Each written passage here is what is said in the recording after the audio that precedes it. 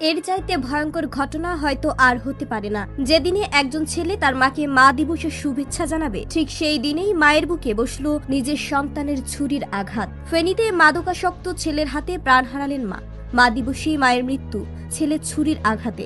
ফেনীর ঘটনায় স্তব্ধ দেশ।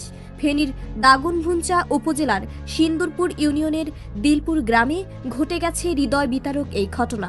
রাত আনুমানিক ৮টার দিকে ঘরে এসে মায়ের কাছে টাকা চায় ছেলে, কিন্তু মা টাকা দিতে না পারায় শুরু হয় তর্ক। এক পর্যায়ে অনলাইন থেকে আনা ছুরি দিয়ে নিজের মাকেই এলোপাথারি আঘাত করতে থাকে সে। মায়ের চিৎকার শুনে এগিয়ে আসেন তার মেয়ে, কিন্তু তাকেও ছাড়েনি সেই মাদকাসক্ত যুবক। এরপর ৬৫ বছরের বৃদ্ধ বাবা যখন স্ত্রী ও মেয়েকে বাঁচাতে যান, তাকেও ছুরিরাঘাত করা হয়। স্থানীয়রা দ্রুত আহত ৩ জনকে হাসপাতালে নিয়ে গেলে চিকিৎসাধীন অবস্থায় মারা যান ৫৫ বছর বয়সী লাখি আক্তার। আর ঘটনার পর থেকেই পলাতক সেই ছেলে। একবার ভেবে দেখুন, গতকাল সামাজিক যোগাযোগ মাধ্যমে ভরে গিয়েছিল হ্যাপি মাদার্স ডে পোস্টে, আর ঠিক সেই দিনেই একজন মা নিজের সন্তানের হাতে প্রাণ হারালেন।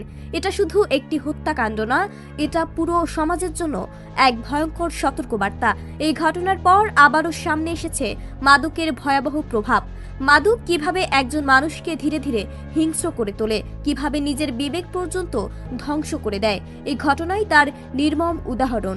আজ ইয়াবা, গাঁজা, মাদকদ্রব্য যেভাবে সহজলভ্য হয়ে গেছে, তাতে যুব সমাজ ধ্বংসের মুখে। সবচেয়ে ভয়ঙ্কর বিষয় হলো, অনেক সময় যারা এই মাদক ব্যবসার বিরুদ্ধে দাঁড়ানোর কথা, তাদের মধ্যেই কেউ কেউ জড়িয়ে পড়ছে এসব সিন্ডিকেটে। ফলে সাধারণ মানুষ নিরাপত্তাহীনতায় ভুগছে প্রতিনিয়ত। তবে শুধু সরকারকে দোষ দিলেই দায়িত্ব শেষ হয় না।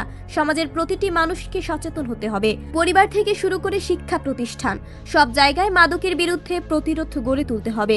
কারণ আজ যদি আমরা মাদককে থামাতে না পারি, আগামীকাল এই আগুন আমাদের নিজেদের ঘরেও পৌঁছে যেতে পারে। সবশেষে প্রশ্ন একটাই, যে সন্তান নিজের মায়ের বুকেও ছুরি চালাতে পারে, সেই সমাজ কোথায় গিয়ে দাঁড়িয়েছে? মাদক শুধু একজন মানুষকে নয়, ধ্বংস করে দিচ্ছে পুরো পরিবার, পুরো ভবিষ্যৎ। তাই এখনই সময় মাদকের বিরুদ্ধে জিরো টলারেন্স গড়ে তোলার।